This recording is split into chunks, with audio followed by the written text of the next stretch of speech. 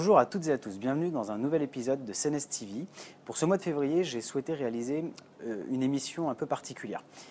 À côté de moi se trouve Christophe Lavelle, chercheur au CNRS à Paris, expert en gastronomie moléculaire. Nous avons souhaité travailler le petit pois en 5 textures. Je vais laisser Christophe en parler plus précisément et donc nous passerons par la suite à la recette. Donc le principe est simple, à partir d'un produit, le petit pois, on va fabriquer 5 textures différentes, c'est-à-dire en fait 5 systèmes physiques différents.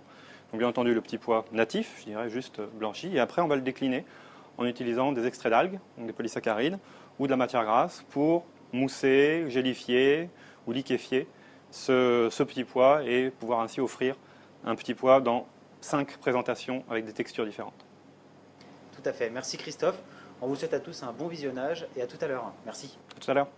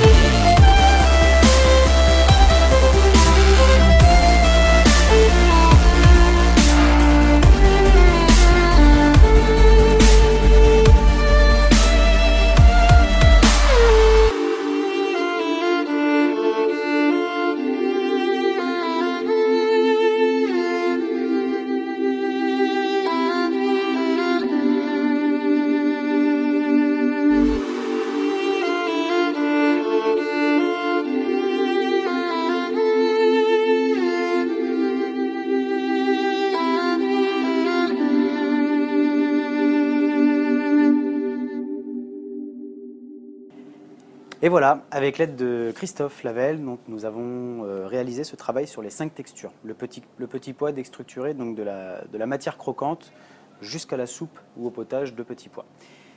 Je souhaite donner l'avis à Christophe qui évoquera avec vous un aspect scientifique sur les 5 textures.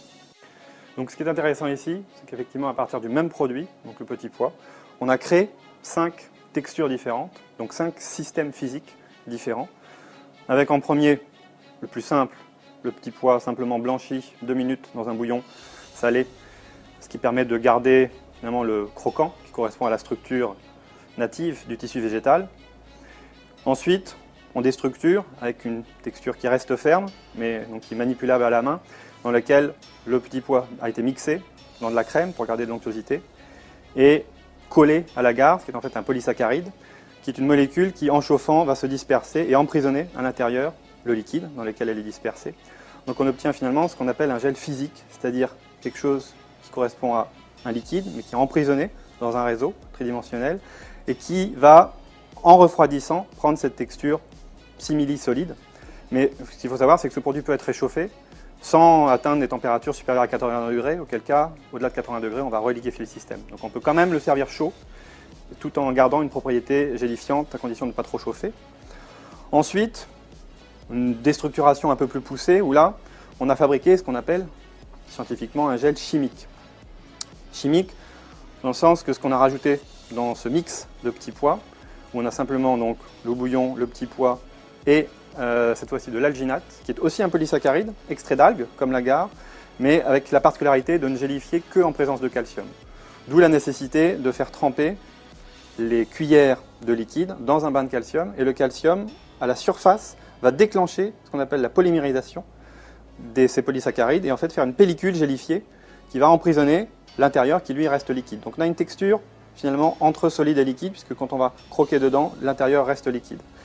On appelle ça gel chimique parce qu'il y a des réactions chimiques entre le calcium et le polysaccharide qui sont définitives. C'est-à-dire que ce système-là, je peux cette fois-ci vraiment le réchauffer et il n'y a aucun risque qu'il se reliquéfie puisque le gel est définitif.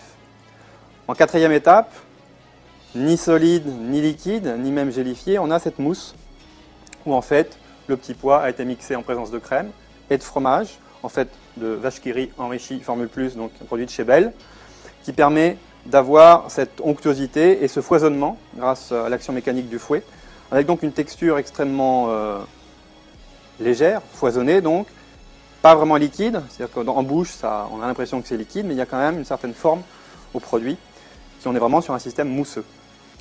Enfin évidemment l'état le plus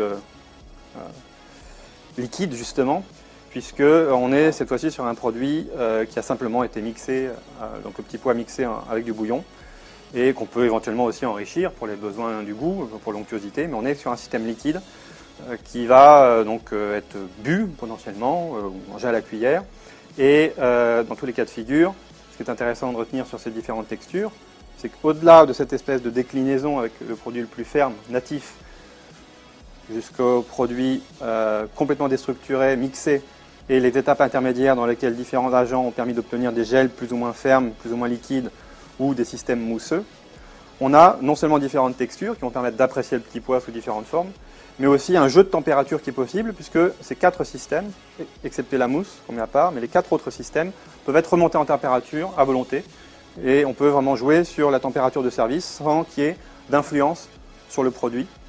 La seule exception, encore une fois, c'est cette mousse dont la structure est entièrement due à la cristallisation de la matière grasse, auquel cas je n'ai pas le droit de la réchauffer. Donc voilà un jeu de texture et éventuellement un jeu de température qui permet en fait de donner un jeu finalement de goût. Merci Christophe pour ces explications très descriptives. Je vous souhaite à toutes et à tous une bonne expérimentation et puis je vous dis au mois prochain. À très bientôt. Au revoir. Merci Julien pour ces recettes.